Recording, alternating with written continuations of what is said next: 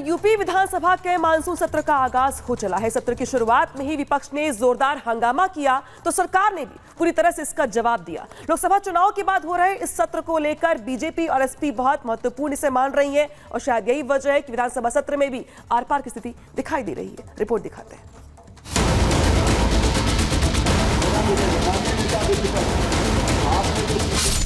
लोकसभा चुनाव के बाद यूपी विधानसभा का सत्र, विपक्ष का हंगामा, सरकार का जवाब। बिजली का मुद्दा, किसान रोजगार पर सवाल। एकजुट बीजेपी का संदेश, योगी ही सरकार का फेस। लोकसभा चुनावों के बाद यूपी विधानसभा के सत्र की शुरुआत हो चुकी है। सदन शुरू होते ही विपक्ष का हंगामा शुरू हो गया। समाजवादी पार्टी के विधायक पोस्टर लेकर वेल में आ गए और नारेबाजी करने लगे। सदन की शुरुआत के साथ ही मुख्य विपक्षी दल ने सत्र के हंगामेदार होने का इशारा कर दिया। विधानसभा का ये सत्र सत्ताधारी बीजेपी के लिए भी खास है। लोकसभा चुनावों में मनचाहा परिणाम न मिलने के कारण विपक्ष को उम्मीद थी कि सदन में सरकार पर हावी हो जाएगी, लेकिन सदन शुरू होने से पहले ही सीएम योगी ने भी अपने तेवर दिखा दिए।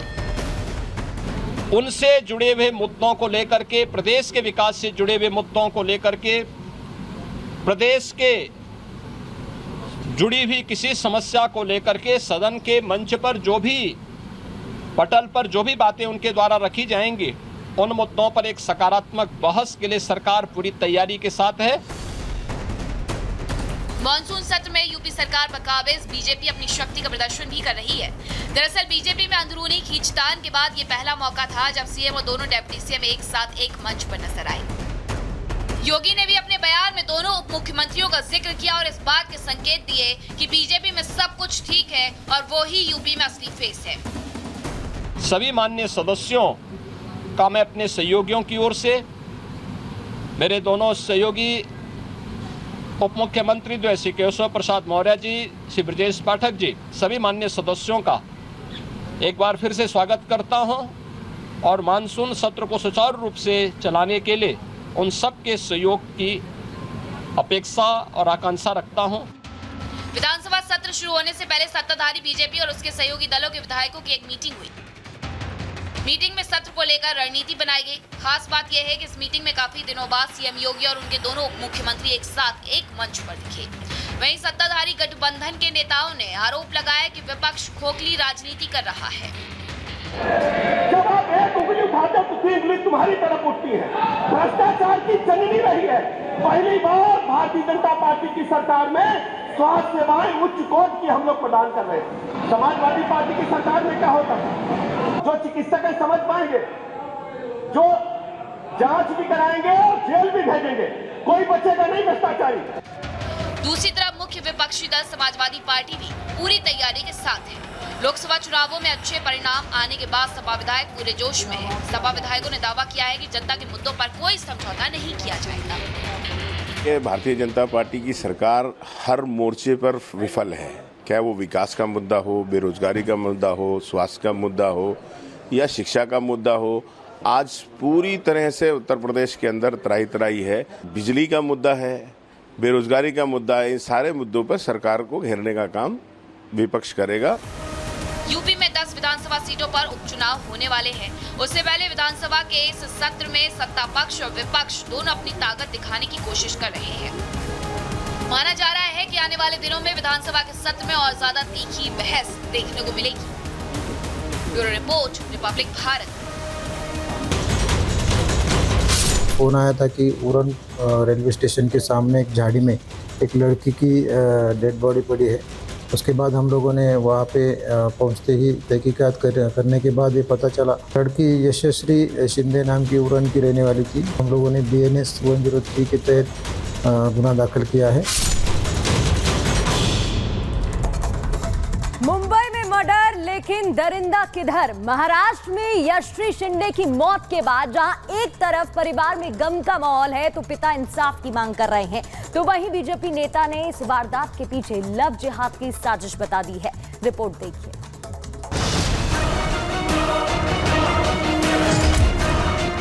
फ्रेंड को फोन किया था कि मुझे बचाव करके। तेलंगाना में जैसा एनकाउंटर किया था वैसा उसका एनकाउंटर कर दो। ये मांग है उस पिता की जिसकी बेटी की हत्या दरिंदे दाऊद ने कर दी। ये दर्द है उस पिता का जिसकी बेटी पर धारदार हथियार से कई बार हमले किए गए। ये तकलीफ है उस पिता की जो अपनी बेटी को दरिंदे के चंगुल से बचा न पाया। रिपब्लिक भारत की टीम जब पूरा सच जानने जयश्री के घर पहुंची तो पूरे घर में मातम पसरा था। बेटी के गम में मां का रो रो कर बुरा हाल था और पिता बेटी के घर से निकलने और फिर कभी वापस न लौटने का दर्द बयां कर रहे थे।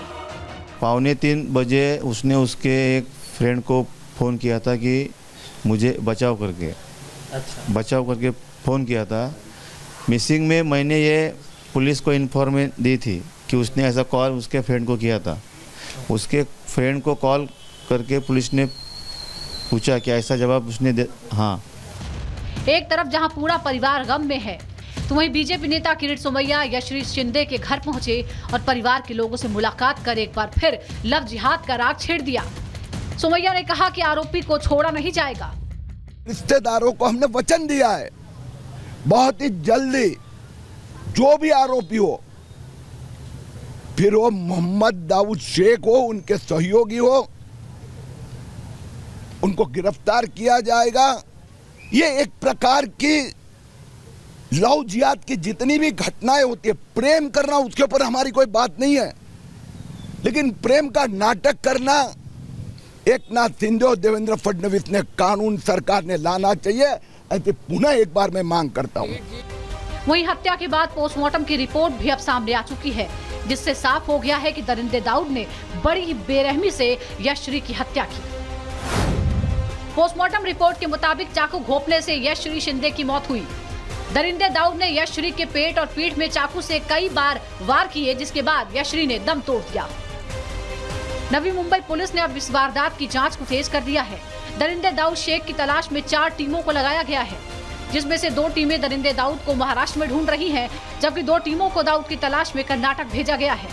Bureau report, Republic Bharat. तो खौफनाक मर्डर है और ये मर्डर जो है वो है कहां पे, दरअसल अपने आप में सवाल खड़ा हो रहा है। शायद यही वजह की जो पुलिस की कार्रवाई है वो तेजी से आगे बढ़ रही है। लेकिन जिस जगह पे बॉडी बरामद की गई है वहां से रिपोर्ट देखें हमारे सहयोगी सत्य प्रकाश की।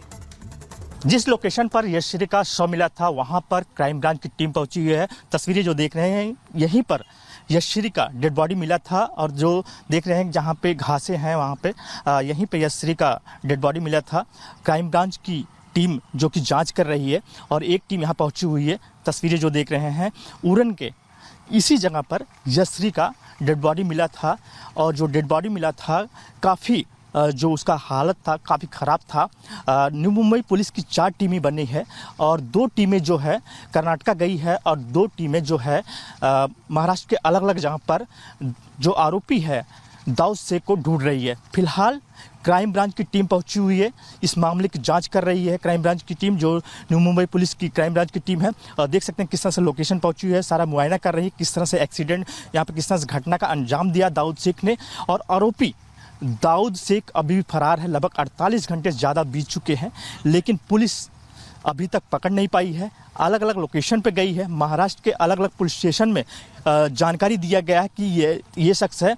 अगर तुरंत जानकारी मिलती तुरंत पुलिस को सूचना दे। फिलहाल क्राइम ब्रांच की टीम लोकेशन पहुंची है, पूरा मुआयना ले रही है, जानकारी ले रही है और पूरे मामले की जाँच तेज कर दी है।